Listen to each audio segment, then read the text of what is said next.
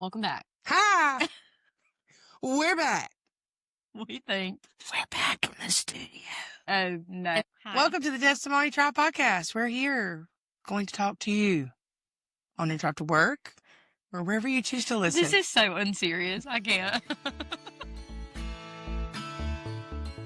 Welcome to The Testimony Tribe. My name's Katelyn and Danae. And I'm Danae Hudson. And let's share, let's grow, and let's glorify God together. Welcome back to the Testimony Tribe. We are episode 3. Well, this episode is going to be aired in honor of Veterans Day. Right. And we had a really special guest with this episode. But before we get into all of that, why don't we chat a little and catch up? Yes. How has y'all's week been? It's been good. Pretty good. Funny story. So I locked Dom out of the house yesterday. Oh, no. Yeah, it was good. You don't have an extra key? So look. No, he has a key that was in the house because he went and dropped the kids off at school. I was leaving for work. And by the time he called me, I was already at Greenville. And so he had to find a window that was open. And the only window that was open was the one that you had to climb over my desk in my house. I'm sure he was thrilled. Well, you know, like, he was really loving that. But I told him, you know, it just gives him some adventure in his life to keep him young. And you need to tell him that that's how he should enter for the Christmas play. Climbing through a window. like St. Nick. But, so I was driving to work laughing because I was imagining my 6-foot husband, who's not a small guy, he's pretty broad-shouldered, kicking his little feet through my window in the office, trying not to break my desk. And when I went in there this morning, I have a really tall filing cabinet beside my desk. Yeah. It was all cattywampus. So there was and like things were kind of pushed everywhere. And one of my monitors was pushed. So I feel like there were some very like traumatic things that happened. Yeah. But could y'all just imagine Dom's legs kicking out of the... It's epic. And now I'm locked out today. So we're getting a key Yeah. to hide somewhere. We're going to do the keyless entry. Or you need to get a key yeah. and leave it at my house. Oh, yeah, you live in... Well, what if you're out of town? I'll give you the code to get into my house. Oh. So She then has a you code. can... I just need... You need keyless entry. So what y'all are saying is I'm outdated and I just need to update my... Yeah. Listen, actually. keyless But then entry what is the happens way when to go. Well, I had a key entry on my car and I never could remember it. That's why you make the code to everything the same. Yeah, exactly. Because if somebody can break him, I probably shouldn't say this. Today, here is sharing details of how to break into her home. So we muted this, and we will be back. So we're editing that out. We're not putting that. No. If Brent was gone, I don't even know that my doors would get locked. Yeah. She did not say... We're editing that out, too. It's bad. Danae, we have a home security problem. We do. I feel safe. Listen, Well, we and- all have places to grow. I feel safe. All right. So before we jump in to our special guest for the day, we are going to play a quick game of praise or pass. Okay. I'm going to list some items or just like say a statement, and you are going to either say praise or pass. So if you agree with that statement, or if you like that item or whatever I say, then you're going to say praise. If you don't like that, then you're going to say pass. Okay. Hot yoga pass. Got it. Okay. So like it says an example. I'm going to try. I tried. I'm just joking. I cannot. Pumpkin spice everything. Because it's fall. Pass. Me too. I'm gonna pass. I on like that. apple. The Christmas flavors at Starbucks is coming out tomorrow, and I'm real excited about that. Mint chocolate chip ice cream. Praise. My mom ate that one when she was pregnant with me. I loved it. I loved it. It's Like not- you. Eat the mint chocolate chip, people, if you want a kid that likes it. Okay. Sunrise quiet time. Praise. Praise. Okay. What about You're you? such a pass. Do you shut up? I would love Okay. Yeah, if I I would love to. I can't. I'm a night owl by trade. So if I No, that's what I thought. No, I don't. But it's not because I dislike sunrises. Oh. I love sunrises. I just, Like moonlight better? well, my body doesn't let me ignore the moonlight. I don't know. It doesn't let me stop looking at the moonlight. If I could What get does up that take? early, I would do it. You do get up early. Yeah, but not in time to do my See- makeup and hair and get ready for school. And Here's the thing. If I can get into a habit of getting up really early, I do get up early, yeah, but it's not like where I would want to be. I would want to be at like 5:30. Why I want to be at 5:30? My husband does not know. He's asked me this multiple times, but my essential time that I want to get up and feel fulfilled is 5:30. Do I do it every day or can I get it done? No, but if I can get a habit in it, like get in a habit of doing it, I Yeah. can do it and I enjoy it. So I don't hate them. Right. I just, I am so intrigued with people's routines. We'll have to do a whole episode on routines Yeah. because I want to know your morning routine. Okay. Listening to worship music while you clean. praise. Pass. I'm podcast or audiobook. Oh, I do like those. Okay. Matching church merch. Praise or pass. I mean, I'm not against it. I just don't do it. Are we talking about like our shirts, like Yeah. camp shirts? Oh yeah, I'm all about that. Yeah. Let's match on some. Yeah, King but I'm Camp for other days. people. Yeah. Like I just, I just really want to sign out truck for how I'll, I'll praise with tears. That's the crying praise, not the like shouting, running praise. Okay, Stanley Cups. Now that any straw that folds down, and I think Stanley now has a lid that has the straw that is down, Okay. but I don't like the straws that stay up uncovered. I get I that. need that straw to like bend. Let me tell you, I had high expectations for my brewmate because it had a lid that could close. You don't understand that? It's just funny though you said it. Like, I need my straw to bend. I had high expectations for the brewmate because you can close it, but it just does not keep my ice cold like I like it. I So have I'm a what praise do for I a have? Stanley Cup. What do I have?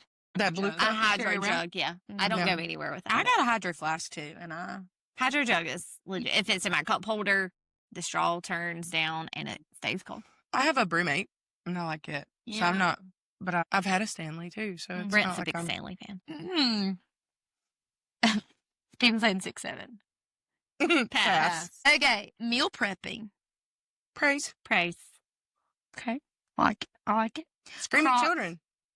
Pass. Pass. Crocs coming back. The Croc wedges are cute. I thought they did I don't that. like traditional Crocs, but the Croc sandals, Croc wedges, I could get on those. I thought Birkenstocks are coming back. I Okay, thought I cracks love have me been some cracks. Why are we struggling so bad? I thought Crocs have been swimming for a while now. My Birkenstocks have heels. It's like a chunky Birkenstock, and I love it. I'm gonna show you. Really? I'm gonna need to see this. Yeah. So you have a Birkenstock with a heel? It's like a chunk, like a chunky all the way down. It's super cute. Like, okay. That's why you were taller the other night. I got to. Can't fix Logan's hair if I don't have a heel. Oh, No, at Lord. church last week, Emma had these shoes on, and I said, "You're gonna have to let me know when you're gonna wear shoes like that, because you're already taller than me, and when you wear those, and I'm wearing tennis shoes, you're way taller than me, and that's not okay because I don't like it." Okay, prayer journaling. Oh, praise. Praise, for sure. Big prayer journal fan. Okay, wearing crosses as jewelry. Praise. My cross necklace broke, and I don't. I do love this one. Okay, That's cute. It's cute. It's simple. saying "bless your heart" as a comeback. Praise, praise, Praise. praise. I say that way too much. Him. All right, last one. I lost it. Oh, here we go. Sunday naps. Praise. Praise. Run the aisles, praise. Lord, yes. Oh, My naps praise. on Sunday are so deep it registers on my watch. Yeah. I would love to know about y'all talking to our guest today. Tell Yeah. me a little bit about that. So this podcast is going to air near Veterans Day. And to be truthful, we didn't really have that plan. You know, we are not that. We're good. We're not that good. But once we got to look at the calendar and seeing some things, it really did work out to where we could have a guest on that had a military background. And within that, we brought in a friend of ours, Josh Spencer, who's a financial advisor out of Spartanburg. And we were just wanting a little bit of a different content. That's really all, what we were doing. So we wanted someone to come in with a perspective on something that is not often heard about. Yeah, different. Yeah. So especially coming in with the veteran season and honoring our military, and we do appreciate those who have served in our armed forces and your sacrifice to your country and the sacrifice of your family. And so we just want to say thank you. And we want to thank Josh for coming on again. We did it in the episode, but coming on and, sharing his testimony with us, his story. Because it didn't really seem like it was easy for him to do. Like, he opened up, I think, a lot more than he anticipated. Yeah. And that's one thing, just starting, I've been very surprised to see how open people have been with us. They really haven't been super reserved. And Josh was not reserved today, and that's not always easy to just put it all out there. And he was just so genuine and so real and shared so much. And it was really good. Yeah, It was really that's awesome. powerful. I think it's a testament to like really letting the Lord lead and guide what you said. Yeah. So. To our listeners too. Like we have a skeleton of a podcast, but a lot of the things that you hear and a lot of the things that you see in these podcasts, they're not scripted. We don't really prep these. We don't go through the podcast and be like, well, we're going to ask this here and ask this there. And so a lot of these answers are really coming from the heart. They're coming from what, the Lord puts on our heart to say and to ask. And, we go in with some ideas of questions, but the conversation really carries the stories that come out of the podcast. And so I, just appreciate, like Danae said, his honesty, his openness, and to be willing to come on and put himself out there. And then also the look at military lifestyle and things like that. That's something that a lot of people don't see unless you're actively involved with it. Right. And then to hear his testimony about looking back, how God, protected him and kept him here through things that he'd been through. I mean, it was pretty awesome to see. Well, let's get into it. All right, guys, this is Josh Spencer. Why don't you introduce yourself? Who are you? Well, I am nobody much, but who I am by my parents. I am Josh Spencer, and so I'm a member of the Mountain View Baptist Church in Calpians. I've been there 9 months prior to being born, and so lived a regular life like most, and I am now a partner in a small little bespoke wealth management firm. Nice. Tell us a little bit about how you come to know Christ. Okay. So unfortunately, this is something that probably should have been more important to me, but I don't think we can negate how important it is what the Holy Spirit does. So attended a church my whole life, attended Christian school my whole life. I joined the military, and I get a taste of what the world has to offer, unfortunately. And I remember June the 5th of 2005, I was 25, sitting midways in the back of the church. I believe I was home on leave from training or something for the military. And pastor was preaching that Sunday morning. And as clear as I'm speaking today, I vividly remember the Holy Spirit starting to talk to me, explain to me, hey, your church membership, your parents' good standing, your character that you've had, the name that you've built, those are good, but it's not going to get you to heaven. And so after reasoning some time, as the pastor made the announcement that it was closing the service up, I don't even remember after that. I just remember standing up, and next thing I know, my dad was down there leading me to the Lord. That's nice. So, How old were you? I was 25. 25. Yeah, so 20 years ago this past June the 5th. Yeah. While we were at our church's Jubilee, I was able to celebrate that with a number of good friends. Oh, It was awesome. Yeah. So, what led you to join the military? So a couple of things. I come from a significant family of veterans across a broad spectrum of service, from the Navy and Air Force, Marine Corps, and Army, And I chose to join, partially because my older brother had joined, and then understanding why I was an infantry guy, I led Bravo, and understanding what they were able to do and what they got to do and didn't have to pay to do it. And then a part of it was patriotism. I just, I felt like, I remember speaking to my mom specifically. She did not want me to go. So I remember telling her, I said, if I don't, I said, who will? Yeah. I said, it's another mother that don't want her child to go. And I said, and if that was to continue to echo through the country, we'd have no military. So those were two probably the Lord's catalyst. I give a lot of that though to my older brother. I loved the weapons and the whole idea of being just a military. What branch did you serve? Army and then Army National Guard. And just an infantry guy, nothing super special to me. So you say your specialty would have been infantry then? Yeah, just infantry. Yeah. Okay. Which is not really much of a specialty. It's so easy a caveman could do it, but it's what we, it's just what I wanted to do. It, the primary concentration of that is learning weapon systems, general battle tactics. So really the tip of the spear as far as conventional big army goes. And then also they talk about infantry being the queen of battle. And so, but, when I look back on my deployments and my time, I'm sure other jobs, we call them MOS, but I'm sure other MOSs would have helped me a lot.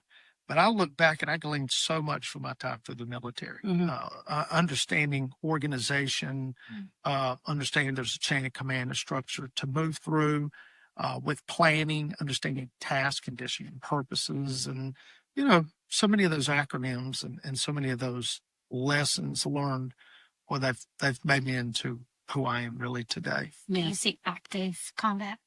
I did.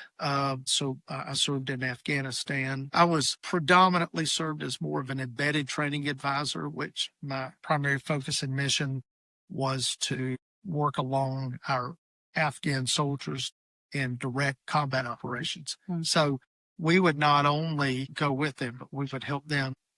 Basically, we were trying to create not only a military force, but a trained intellectual military force.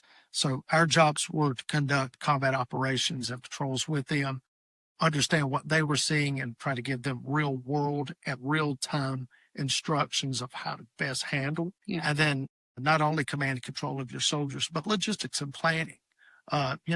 It's not all about having a weapon and ammo to fight the enemy. You've got to be able to take care of soldiers from understanding logistically how to go from point A to point B. Should worst case scenario happen, how can you get wounded or even injured soldiers out? Food, medical, all those other things. And that's predominantly what I did. So you said you grew up here and you served in Afghanistan, but were you stationed in other areas? And if so, what was your main station? Where did you serve mostly? No, most of my time would come through from the National Guard and then my active service on my deployments. Okay. It left me the ability to be able to complete what I wanted to do and stay and somewhat still have a life. The problem was war was kicking off. And so Guard soldiers are consistently pulled up to active status. So for an extended period of time, I stayed on what we call active orders. And so anywhere from training to working in motor pools. So a variety of different things. So no, other than Fort Benning for all my preliminary basic training, didn't have to be permanently duty stationed anywhere. Deployment so did help a good bit because I got to spend a great deal of time, not only Fort Benning, Fort Jackson, other training areas, Atterbury, Indiana, and then Camp Shelby, Mississippi, Hohensfeld, Germany at the National Training Center. So wonderful to get to travel so much. Yeah. What would you say you learned most about leadership and accountability while serving? I would say probably what I learned the most is, well, it could probably be broke down to a much longer discussion, but I'll simplify it if you ask me. In those situations, especially when I was in leadership and then looking to my leadership above me, we were in a lot of real world situations from a combat standpoint. And those decisions that you make today have real ramifications for what happens the next day, for the next hour. So understand what you're doing and plan as if there is no tomorrow, right? You've got to have every contingency covered. You've got to have structure behind everything that you do. So from a leadership standpoint, understanding that usually the situation is much bigger than what you sometimes perceive. And how does that help me? I would say just more than I could just sit here and explain that.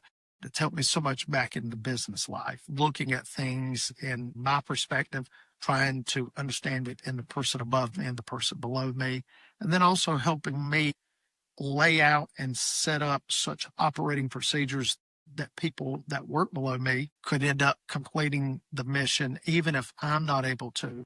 And then that I'm trained and understand the people above me that I could continue it in case they're not able to. So we're the same way in the business. When you look back at that time on your life, and I know you said you got saved kind of in the middle of that time, or you're talking to the end, or that was. What was your age in service? Yeah, like how So I had a little over 10 years. So almost exactly in the middle. Okay, cool. From entry to exit. So when you look back at that, Mhm. and I know you can, but do you see God's providence and His hand and His protection in your life? And then looking back, is there a pinpoint moment where you can look back and say that was Him all the way? Try not to get too emotional here. I don't think of it often. I try not to. But, I look at some of these combat operations and you kind of got to understand that the Afghan military, bless their heart, as much as some of them wanted to be a good soldier, wanted to be as good as they could be, we find a lot of times that we just didn't have the time or the resources to catch some of these men up due to their age. Some of them are 35, 40 years of age. There's no hand-eye coordination. There's no, a lot of them didn't know how to read. A lot of them didn't know how to write.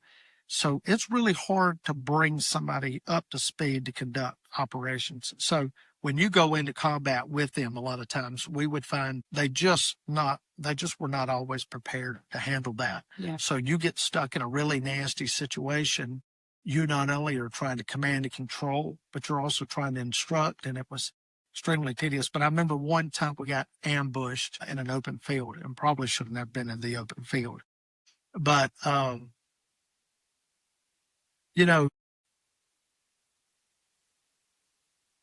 of thinking about the volume of fire, muscle memory kind of kicking in and identifying weapon systems where I could somewhat kind of hear what weapon, the rate of rounds coming in, the RPGs, which were directly overhead. There were just moments where you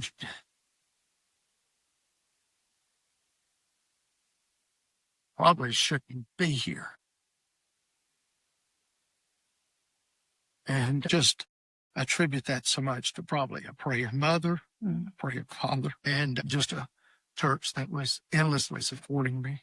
My grandmother's not here today, but she used to send me bulletins once a month, and she'd staple a $20 bill like I had somewhere to spend it. But yeah, I would, there's no telling the many times sitting on the side. I don't want to elaborate too much on this, but we would be out on these little remote outposts. It's kind of hard to imagine in your mind, but think about being in the Blue Ridge Mountains, right? And you see a group of 15 to 30 guys who's got barbed wire on the side of one of the mountains, claymores, sandbag huts, and they're living on the side of a mountain. Yeah. And that's literally what we were doing. Much rockier, austere conditions in that area than I would say where we are here. But at night here, the poof, and these are Katyusha rockets that were on delays. You don't know if they're coming in. RPGs fell usually very short, but just so many odd times. The lieutenant of the little outpost I was at got hit by a rocket almost directly, it almost killed him instantly. And I'm thinking how many times that could have been my last time. God in his mercy, allowed me to get home. And, I'm not saying I don't ever ponder or think of these things, but, they're not on the forethought of my mind like it were for a long time after coming home. And yeah, that's a God moment to me. It's not anything that I can do. How did that time shape your faith? How did that play such a role in who you are today? His faith. Well, I think I should probably be very transparent here. Saved June the 5th of 2005. I was perpetually in that military life, which does not lead itself to or lend itself to real Christian living. And not a very good Christian influence around me. Had great moral people that I was with, but very few, if hardly any, had a real faith in Christ that was publicly displayed. So I found myself wandering in and out of things that I probably shouldn't have been, especially being saved. It was a good honeymoon for those first 3 or 4 months. And then reality kind of kicks back in. So I get post-war, and I'm kind of in civilian time. I'm looking to get out of the military, and I start looking back at how, in spite of what I did, God just kept setting good things up. And I can't be thankful enough for the little situations he set up in my life and allowed me to go back to school and finish my degree, or really finish with no debt. I didn't have to be bogged down without. Was able to be able to land with pretty good companies and good mentorship. And then it gets me to a point where I'm kind of post that. And, I'm not going to say I made some just vow, but I remember being in the altar after a Wednesday night service.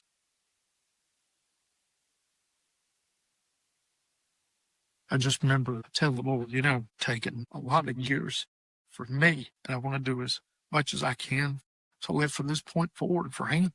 Yeah. And, in these 15 years, I would not say that I've made some drastic impact, but I'd like to look back and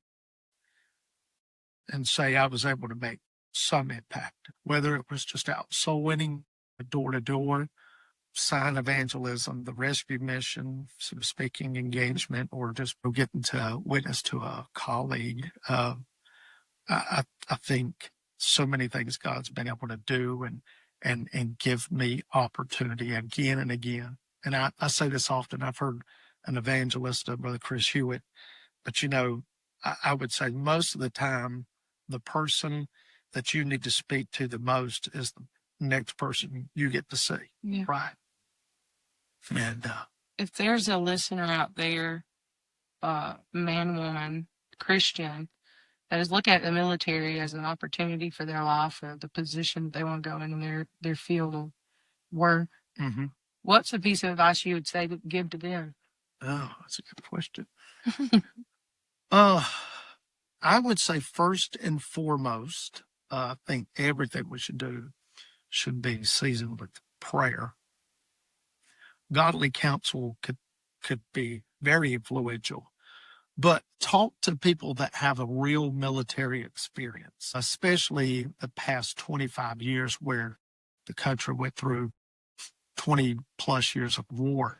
Right? Because the reality is, if we look at since America's existence, we're usually just about every generation is going to have its war. And peacetime military, it can come with its own difficulties, but war, especially combat soldiers, there is a lot that you need to have mentally prepared for making that transition. And then I would say absolutely be grounded in your faith. And I know people say there's no atheist in a foxhole, and that may be true, but there's still, the debauchery and the wickedness.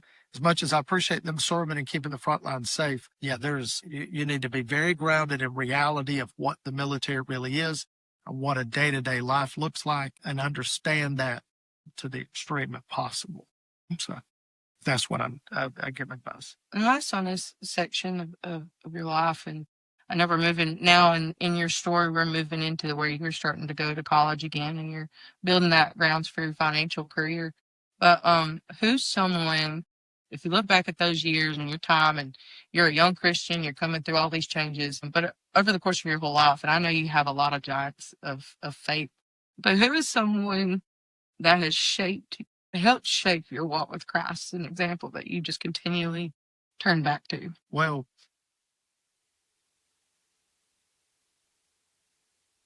We cheated. We did a group.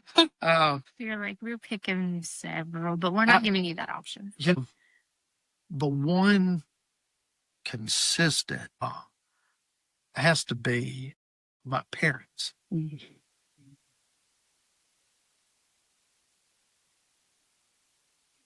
Good questions. So, my dad's wonderful. A lot of people know him, some don't. Randy Spencer, if you say that's dad. But my dad's had just such a, I'm trying to think how to put this in words. That's such a bold stand. But it's more than just being vocal in a pulpit or at a pedestal or a lot of what we have come to identify as Christian giants. It's the hours people don't see. Saturdays of my life and my youth and teen and even in my early years and 20s and 30s, where my dad's days on Saturday are devoted around his studies. Mm-hmm. And then as he got older, it wasn't just Saturdays, it was Monday through Fridays where he builds a wonderful library, and then his Bible studies, and then his knowledge. And it's not just so real, it's so evident, it's so visual. And then my mother's right there with him. She's not seen as much because she doesn't teach and per se in Sunday school, and she's not doing the morning assembly at the church, but truly behind every good man is usually a good wife. And my mother taught for many years, not only a Christian school and gave up what could have been a very financial career and not only teaching, but in nursing to pursue what she thought God wanted for her life. And then not only that, she taught Sunday school for many years, several different classes. But my mother probably goes more unsung, but those two have probably shaped me, obviously, not only being my parents, but, at 45, I'm still routinely talking to my parents about, things that they probably don't know, but that makes me feel better knowing they're hearing something from me. And then they're not giving me direct guidance back. My dad's not a finance guy, my mom not either, but, not just taking a Christian perspective, but their whole ideology. Yeah. What an example. I mean, just, not being just matters of faith and practice, but understanding the Bible is applicable in life, and How did you transition from military? How did you get involved with financial advising? And if I'm using that, I know there's different terms between, I don't know enough, but I know that there's some difference. So tell us exactly what you do and how you transitioned into that. Okay. I'll start with transition and then we'll go into some of those details. So coming out of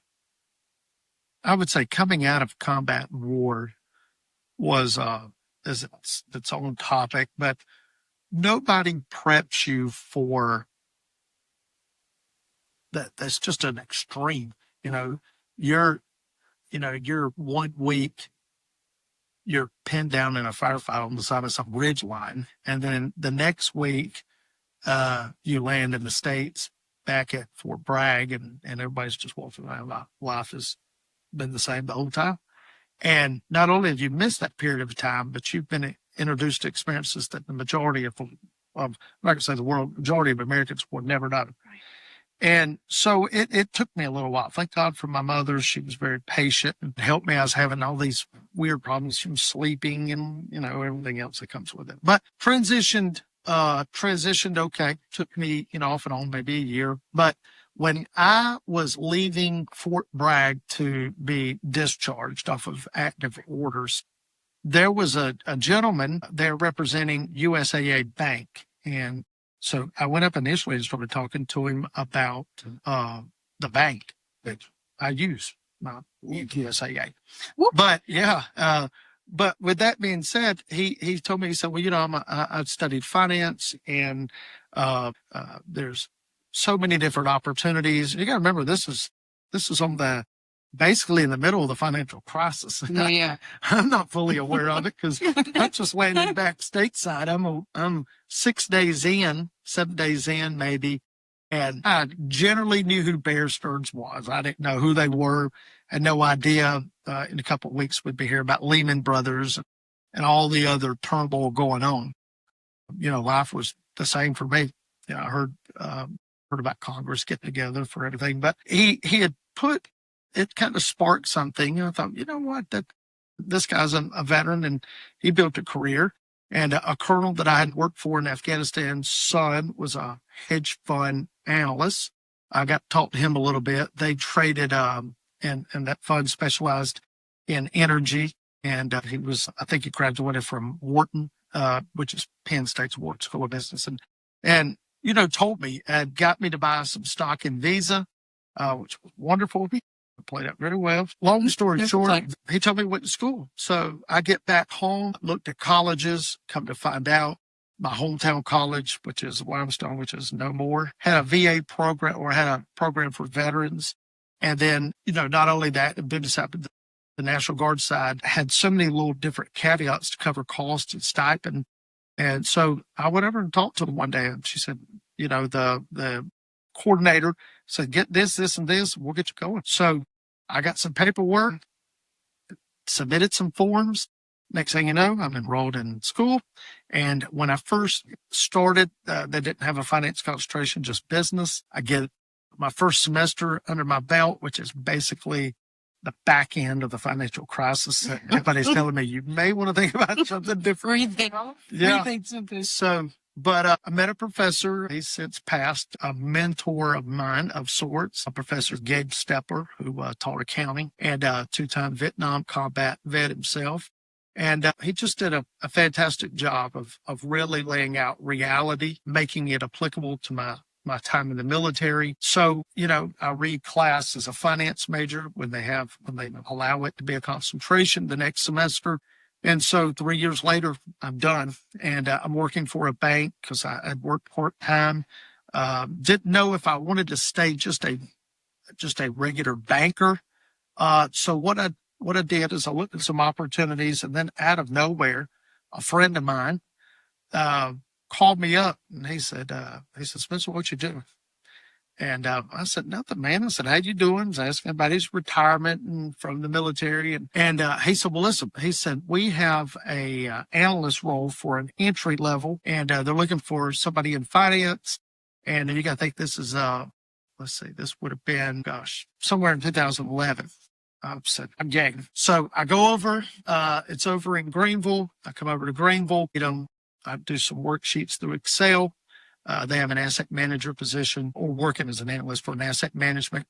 And I thought, this is a dream come true. So they make me an offer.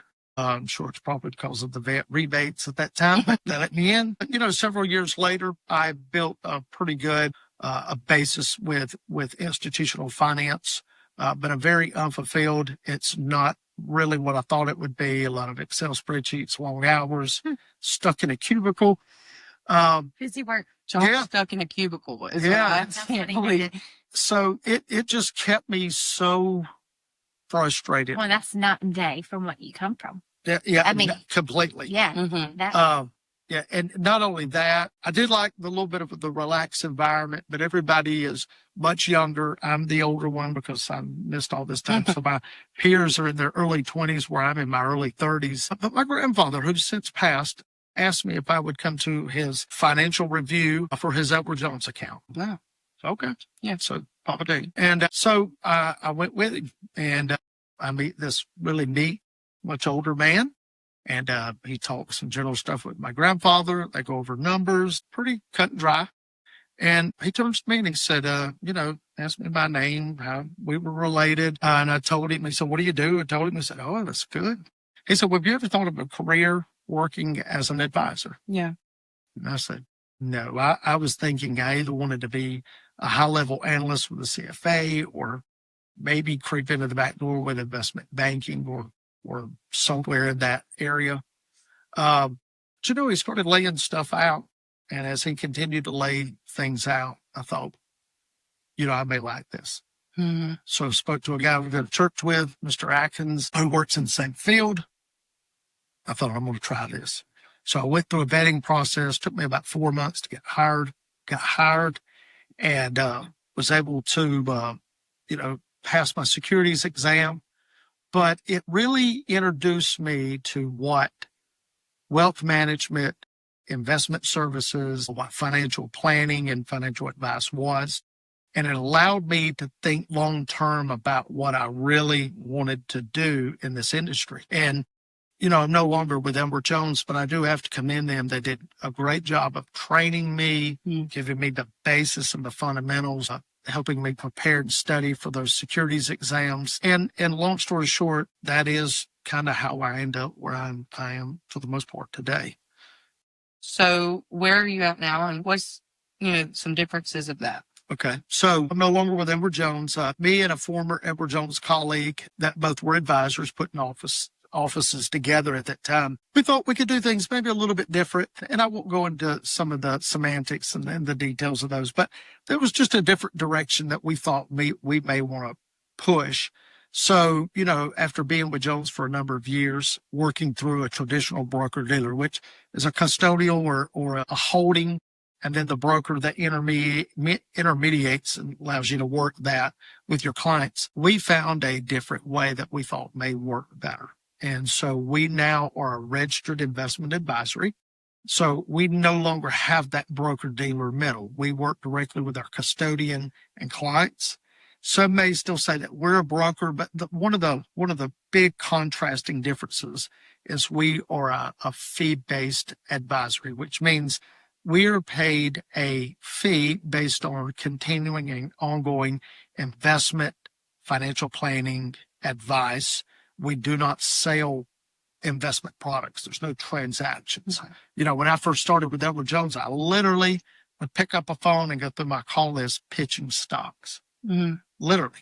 Yeah. And because that's how you made money. That's how we made money. We built clients. We established a relationship. There's some secular movies out there that I'm not going to endorse, but if you hear them, I've heard a couple of them. And when I hear their pitch over the phone, I'm thinking that was the same exact thing I was doing. It hasn't changed. Yeah. So now, the industry wide, even broker dealers are moving away from transactional products. I'm not going to say everybody, but I would think majority would. Most are now on fee-based levels, which don't make a lot of sense why you still have broker dealers compared to the RIAs, but it doesn't matter. But we made that transition, and by doing so, once again, it allows us a lot more individuality to be able to work with clients in a manner that we see fit. Still regulated, still work through the exchanges, but at the same time, cutting out some of not only the red tape, but some of the redundancy of that. So we are Palmetto Private Wealth, located in the Spartanburg and the Greenville markets. And private wealth, the only reason that is added instead of a variety of other additions is private wealth is not just asset management, which is the management of just the money. It encompasses the whole facet. So from legacy and estate planning to tax strategies, to investment strategies, income strategies, philanthropic giving, understanding the liabilities and assets that are not just investable assets and how they play into the long-term financial plan or income plan or legacy play. So wealth management is all encompassing. So, every different facet that affects someone in their financial, especially towards their latter years. I love how you just explained that, because I do think that financial stewardship is really important. How do you feel like that's been a calling for you when it comes to that? So I would say that, I'm not going to try to over spiritualize what we're doing, but I am going to say this. the Lord has enabled every person with those certain gifts. And we're not talking about the gifts of tongues or healing. I'm talking about your ability to be able to do what I think God has really put you here to do. And I do not think God called me here to be some high-level asset manager, run a hedge fund or anything in between, but to be able to work and articulate with clients, to give them a very honest but a very meaningful discussion of how their assets can not only benefit them, but benefit others, understanding the relationship between those assets and liabilities, how to not only take what God's given you and make it better, but how you can help others with what God's given you. So, once again, I don't want to get too preachy on this, but I think there's a lot of people in the industry that have the idea that it's about gathering assets and making as much money as you possibly can. And what we do know from the Bible is that money never brings happiness, right? Now, I would tell you, I would rather have something than nothing, but at the same time, money's not my God. So I don't make decisions for clients. I don't take on clients based on just what kind of money it's going to pay me. But do we have some type of agreement that we can mutually benefit each other? They can work to help make it easier for me to work with them, which is the benefit to me, that I can give them some direction and guidance with the tools and the resources that we have to make their money that God's given them or the assets that God's given them work better for not only them, not only other people, but maybe for the ministry as well. Yeah. Right. So I have you're a business owner. You're in finance, which is, very much around that money and, people don't serve mammon, God and mammon and all the things. How, as a business owner, as someone who works with money and clients and things like that, how do you take that as a platform to integrate your Christian faith, your faith into what you do? Because I know some people try to shy away from that. Business owners sometimes try to put, I'm a church member, but I'm also a business owner, and they try to separate it a little bit. Yeah. How do you integrate the two? Well, I alluded this a little bit ago with my parents. It's not just about, and my dad's even been teaching a series on this. We're not just saved folk. We're called to be Christians. And Christian is a Christ-like, not only attitude, but character, demeanor, all these things that are attributes of what a real Christian is. Mm-hmm. Too many people claim the name of Christ. You see it from football coaches to heads of state, from everything in between. And they have their denomination, their religion, they're a Christian, whatever else, and they live like everything else. So, not only should we be called to be separated in how we conduct our lives and then how we live our lives, but also where we put our resources to, right? So one thing that we have done at Palmetto Private Wealth is we have wholly and solely taken our faith and put it into practice by kind of building our investment strategies from that, right? Yeah. Now, we're not going to say wholly and solely everything that we do has a Christian spin to it. That's not what I'm saying. Mm-hmm. But I'm saying I have certain things that I am not going to put my money to work for. And if we're called to come out from among them and be ye separate on some level, then it has to probably start not just with what we're saying, but where we're putting our dollars. So we ascribe to biblically responsible investing, which is a BRI. Mm-hmm. And what that is looking at not only stewardship of what God has given us and being responsible, not hiding the money in the dirt, but also not throwing it to everything that sounds good with no due diligence behind it. But it's also being responsible that you are putting your dollars to work for things that would not only promote the cause of Christ, but that also you would restrict those monies from programs, agendas, companies, ideologies that are trying to build down that nucleus, right? Not only the core of our homes, which is a husband and a wife, but also what we would say maybe a woke agenda. And so BRI is saying, hey, we have a level of criteria that we are going to filter all our investments through, and they either make the grade or they don't make the grade. And what we are not going to do is working with those clients as best as possible. Some are not going to allow this to the full degree, but at some facet, we are going to sort through what investments we allow clients to use. And as doing so, we hope to bring some responsibility back, not only to what we're doing to the clients, but also allow the clients to have a responsibility in what they're doing with what God's given them. Yeah. Right? So we're not supporting some radical agenda. And I won't go through all the specifics. You want to ask about that, they can hit me somewhere offline. But but there's so many specifics to that. But once again, the general theme is to be biblically responsible with your investments. The same way you're responsible with the monies that come in, be able to give back to the church and give as God leads you to ministries and missions, etc. God leaves us monies. He wants us to have monies to be able to take care of, to support not only our families, but those that we could help. So if we're taking money and we're running it through a program that builds that money up, and we've supported everything that we say we stand against, have we really done anything much with it? You know? So, And I know some people probably shy away from investing, but this is an opportunity where you putting your money to things that support what you're doing. and that's right on. If we don't just take Christian clients. That's first of all, I don't think that's what God would want us to do. Right. But secondly, that's not what we're going to do. We have people that work with us, and we are investing money at the same time. Once again, the clients that allow us to fully become VRI with them, it is a journey not just to give them a reasonable rate of return or do the basics of what we do with our planning and setting up, taxes, etc. But it also is a journey to teach them how to be more responsible with what God's given them. Planning as a whole, just in general, what we're doing makes the most sense. It says, hey, listen, don't live a gluttonous life. Don't live a life that is perpetually borrowing your servitude to somebody other than yourself, as long as you're borrowing from them.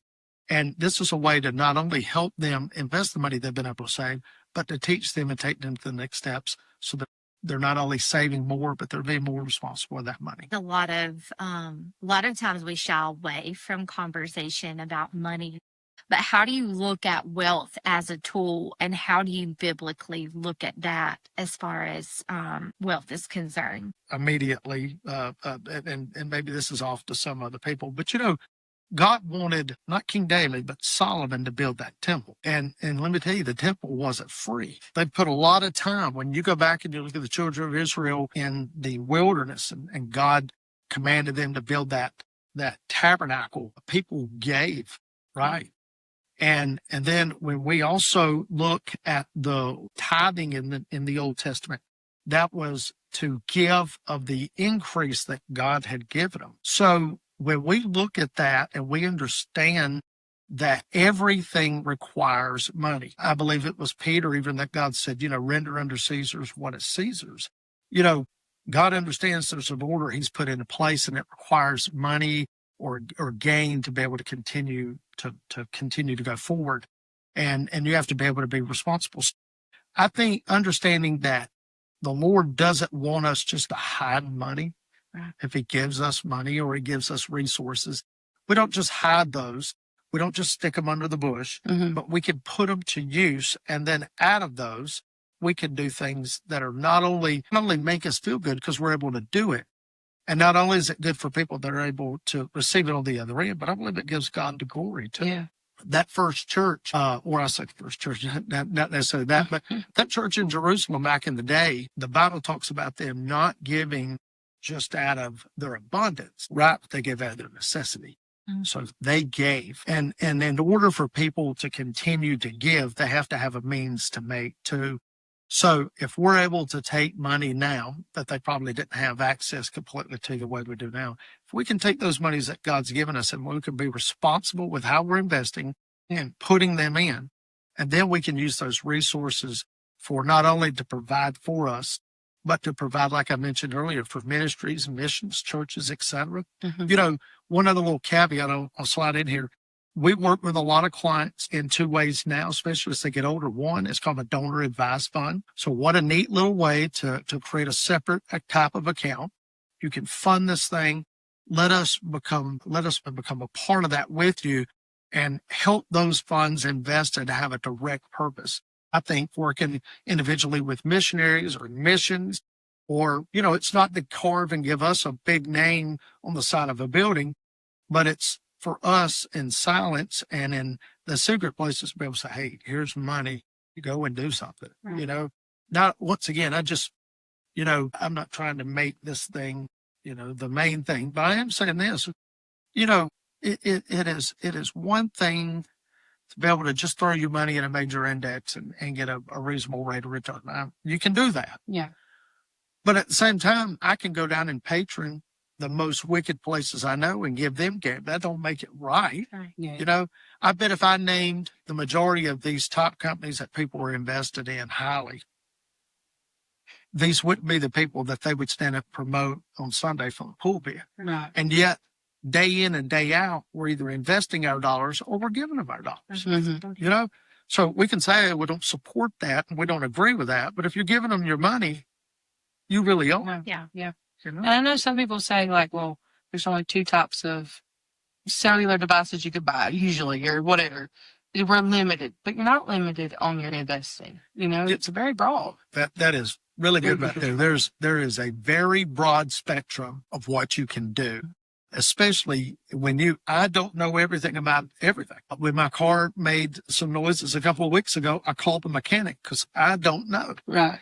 And if you don't know, for example, we take our families and our children, et cetera, to the church and we hear a message God's given the pastor or the preacher for that day. It may be that, we kind of know these things, but it's good to have a secondary, I can read the Bible myself, but to get up and go to church and hear my pastor stand up and proclaim the Bible, he's been given something possibly that has not dawned on me. Yeah. Right? There's no secret interpretation of the Bible, but there's reasoning.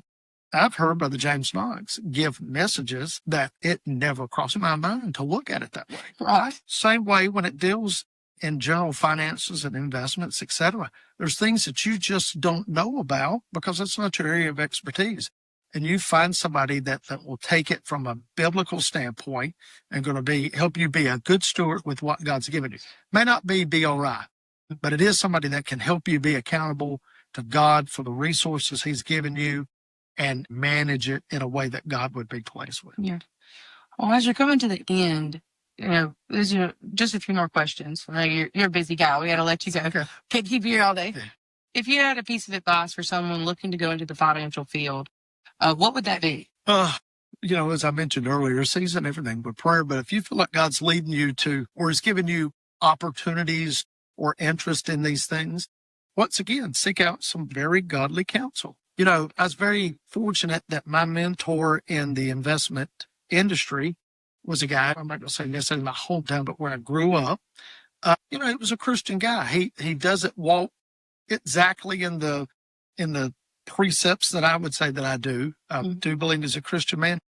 He was able to, at times break away and talk to me on a level that I could not only see what he had done, but he explained his experiences. He had explained to me about some of the hardships he had overcome, but he also explained to me about some of the good things he was able to do. And then he's now been in the business for many, many years, very successful business. And he's still able to help people at a small town level. He's not driving a Porsche. He's not living, in the country clubs. He's just a down-to-earth, very country individual. But he made such an impression in my life that it don't have to be those things. It's not Wall Street. We're not Wall Street. We're not trading and gambling away money. And I would say somebody that is interested in that is try to find somebody that is a Christian first and then is in the finance industry in some facet. And once again, get a real world perspective of what it really is and not what TV or the internet or what somebody else built up in your mind that it may look like. If you've got a young person that's just getting started, what's a piece of advice you would give someone to be financially responsible? Like if they're just getting started with investments on a small scale, what would be your advice to them? So one thing I would say right off the bat is learn to have accountability, right?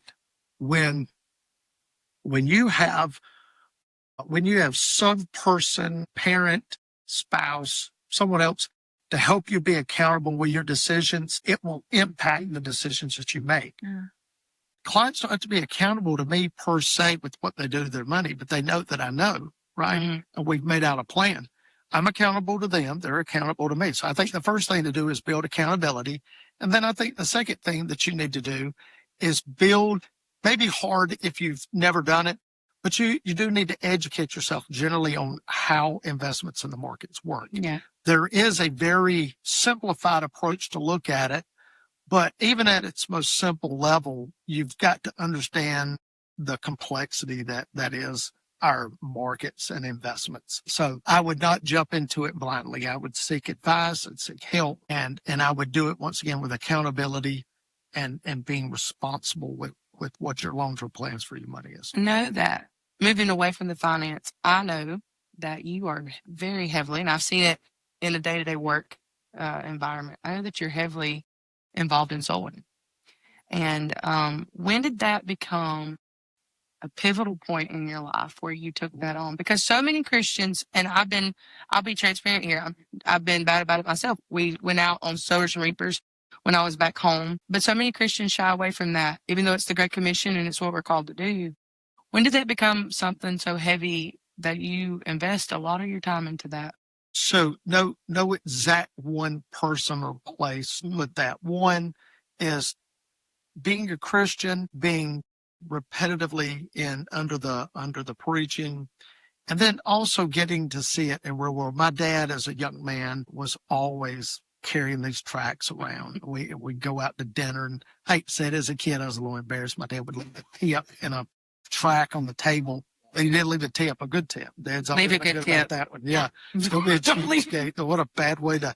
But with that being said, my dad, I remember being out with my pastor doing spreading out invitations for the church, and I remember him speaking to this young lady, and it wasn't that he was aggressive or rude with her, but I could tell, man, he really is really concerned about this young lady, and so caring and kind to ask these questions, but yeah, when she didn't answer what I thought would be the right answer, he didn't just stop, right?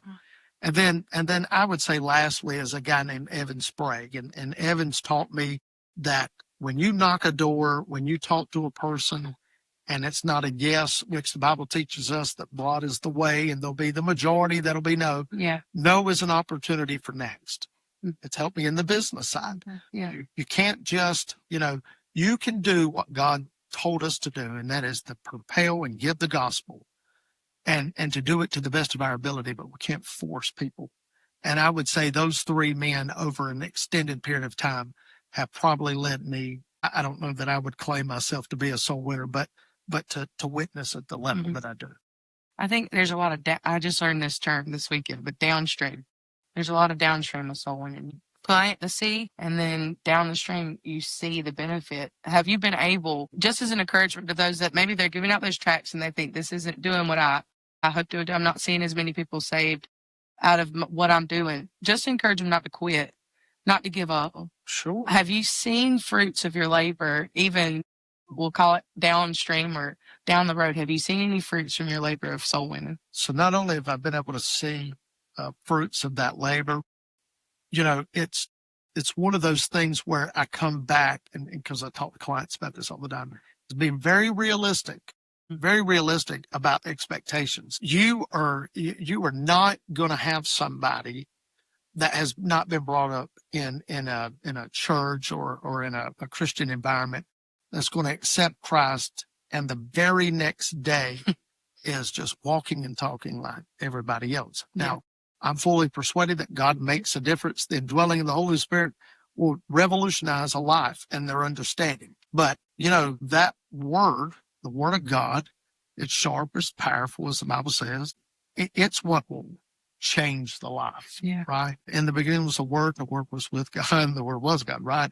So God in the Word is what cleans and changes the life. So I would say, first of all, just because you have the opportunity to lead somebody to the Lord, or you've been out for a long period of time and nobody's made those decisions immediately, doesn't mean there's not fruit from that. I'll give you one story, and I'll be very quickly. My former pastor, Dr. Robbins, In 2002, had retired. My pastor, Stephen Griffith, that became the pastor.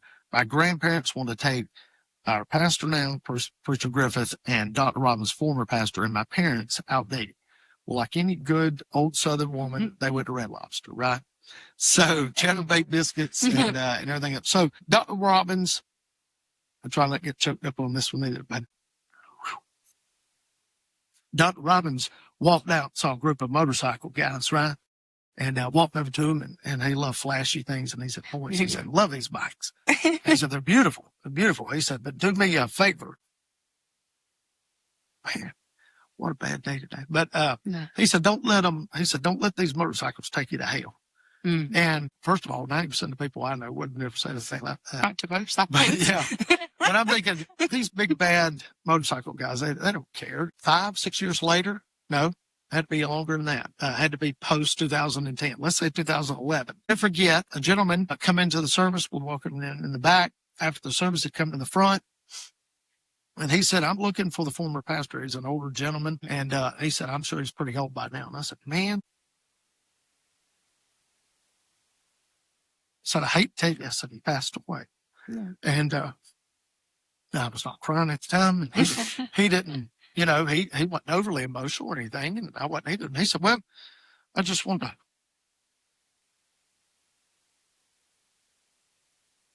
So we'll stop. Thank you. He said, he told me not to ride that motorcycle in hell. He said, for 6 months, I was under bad Holy Ghost conviction. So I got saved, and I'm a preacher now. And I remembered, and I just want to come lay it up. Wow. So you sit there today, you've knocked thousands of doors. You're thinking, man, what good am I? Heaven will only know the impact what a real soul winner will do. It won't be the people that have it posted online. And I'm not against that. I'm just saying it won't be the people posted online. Won't be the people writing the books and speaking at the conventions. It'll be the ladies that are confined to the bed, the gentlemen confined to the bed, making their calls. The average Joe showed up to visitation and soul winning weekly, and they just keep knocking doors. Right. I think what's so cool about that story is that he allowed you to see that. Like, what are the odds that you would have been at that dinner and then in that service? Yep. He went looking for Mr. Robbins, and he was the person in the story, but the Lord just allowed you to see both of those things. I think that's so cool. I never get him to talk about it. He said the guy had shining great hair, flashy. Oh, yeah. So he was wearing boots. And I said, yeah, that's right. He didn't know he was former pastor. I said, yeah, he's a former pastor. I said he passed away. Could have been more than a year ago. And I thought, I won't take time to go through that whole story, but we had a group of people that come in that were Jehovah's Witness. Oddly, one Sunday, one of those guys, they actually, because they were making a scene in the church, actually had to stand up and ask him to leave the sanctuary. And your dad and some of the other ones helped escort out of the church. I'm sure. Which is not something we would typically do. We'd want people to be there. Right. One of those guys came back and had got saved. And he's not a preacher, but he just wanted to come back. And I remember that he did get to talk to Dr. Robinson. I thought, man.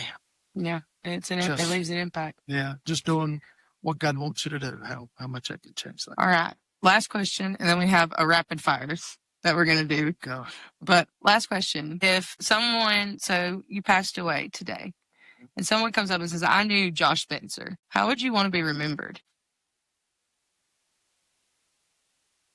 That's a very good question. Impulsively and probably, to most people's ego, I think they'd want to be remembered for their career or accomplishments. I don't have children, or, maybe a good husband, a good father. All are wonderful goals to achieve. But I think looking at life and understanding how really little the average person really impacts the scope of day to day for most Americans. I think the one thing that I'd want to be known for and remember is probably the one thing that I can carry into eternity. And that is, just as I look at my dad, man, I didn't know a better Christian man. He wasn't the best singer. He didn't teach that well. He was not very poetic when he got up to speak, but man, he was faithful. Yeah, that's it. And what a consistent, faithful man. You know? Well done. All right. Well, we have some rapid fire questions. Last segment. Okay. You're the first one we've done this with. I We're know mixing we've it never up a little done bit. a rapid fire. So first thing that comes to your mind, just Pop it out. Okay. What is your life verse? Gosh, a lot of people have come up with those, but I don't think I've ever sat down and defined the life. he said the whole I book. get it. I get it. Yeah. Just the book. I feel that. That's hard to find, It like, is. your favorite. Like, I struggle with that too. Yeah. Okay. How do you define success? It's in the process. It's not in the conclusion, right? I like that. I like that. What encouragement would you give to a believer trying to live out their faith in the workplace? Be audacious, right? I remember leaders used to tell me audacity, audacity, audacity. And kill them with kindness. Oh, there you go. If someone listening doesn't yet know Jesus, what would you want them to hear from your story? I know it's supposed to be rapid. I was older getting saved. I was older finishing college, older going into my career. So age is not a deterrent for what God can do. Or Love use that. you. I love that. All right. Coffee or tea? Coffee. Early morning workout or late night prayer? Ooh. Why not a early workout and then a late prayer? Can I do both? Nope. Yeah. Then I want an early workout because Okay. I fall asleep for it. Favorite, sorry. Which is harder, boot camp or running your own business? Running my own business. Best place you've ever been stationed? Let's see. Here's the thing about it. I've been to a lot of military installations. I've been around the world. My home forever will be Fort Benning, Georgia. Right? It's the home, or it was the home of the United States Army Infantry. Okay. First thing you do when you wake up? Ooh. Pray. Okay. Yep. Favorite hymn or gospel song? I was sinking deep in sand, far from the peaceful shore. Love it. What's one financial principle every Christian should know? All of it is God's. Mm. And all of it is God's, and I think ultimately it's His. Anyways, be responsible with what you're doing with it. If you could meet one Bible character for lunch, who would it be? Not Jesus. Joe. Joe? Yeah. Nice. Yeah. I mean, what a life to live through, to be so successful, to lose it all, to be right but yet be wrong, and then get it back. What can you not learn from that? Yeah. Well, and for the Lord to talk to Satan about you. Yeah. Well, we appreciate you so much sharing your testimony with us. It has been so impactful. Now that's the word that I'm going to think of when I think of you. Impactful. You've made a lot of impact in your life, and we appreciate you sharing it with us today. Good. Good. Well, Thank you for guys, having me. thanks, Josh. I appreciate you taking the time. I know you're a busy guy. Yeah. I appreciate you taking the time to sit down with us. And I've been challenged, and I appreciate it. Well, that was a great episode. Yeah. It was. Yeah. It was. Powerful. So tell me your biggest takeaways from his interview. I think for me, okay, so context, Katelyn knows Josh. Yeah. Grew up knowing him a little bit more. Yeah, like our families are super Yeah. close. Yeah. So you had He's older than me by right, I don't know, years. right. 15 years. 15 years something. But you have coming in, you kind of knew at least the general Some things, yeah. some of the things about him. I have only recently met Josh. So, and when it come to his testimony, I knew nothing. I didn't know he was in the military. I didn't know. I mean, honestly, all I knew is that he was in wealth advisement. So, for me, a huge takeaway is like sitting there and watching Josh give his testimony. I walked away saying that man wants to make impact. And I know that he chose his word like as faithful, but I think sometimes we look back, you have to have so many years to say you've been faithful. And right now in the current, you can just see Josh living a very impactful life. Nothing that you have to wait years to see. And I just was really I don't know, I was really blessed by him sharing so much of his testimony and just how he just wants to make an impact in people's life. And the Lord is very evident in his testimony. And yeah, it was a really good, that was kind of my big takeaway. Yeah. And like Danae said, I've known Josh my whole life. So, I haven't known him personally though, because I was so young. He was living his life already and I was still in school. So, Right. and with all of the people we interview, we are all imperfect people serving a perfect God who loves us. And that's what this is about, to encourage one another that through life, we go through all kinds of different avenues of life, and God is still faithful in every aspect of that. But to know where he is now and to know that he truly wants to serve the Lord. And the one thing that stood out to me was the soul winning part. I was challenged in that because, it's easy for us to shy away from talking to people about giving the gospel. It's easy for us to shy away about giving a track, because we don't want to handle that could be sometimes aggression or whatever from someone. Objection, yeah. To say, I don't want it. Well, what are they going to do? They're just going to throw it back at you or say they don't hear it. You know what I mean? And if you got somebody that was ugly, it's not going to affect the rest of hopefully wouldn't affect the rest of your life. You know what I mean? Yeah. So for me, that part of put a track with your tip, a good tip, but don't be so, we give out tracks, but I could be better in that area. Right. Let's just be transparent. I could be better at telling people that I come across in my life, like asking them like, hey, do you know the Lord? Do you have Christ? Because that's the most important thing. That's, like he said, what we can take with us when we go. And so for me, that stood out. It was like, man, I need to be doing more. I need to be more consistent. Let's say that way, more consistent in telling people about Christ. Yeah. And so I really like that part about it. But Well, I think that's all we have for today. So thank y'all for joining us, and we'll see you next time.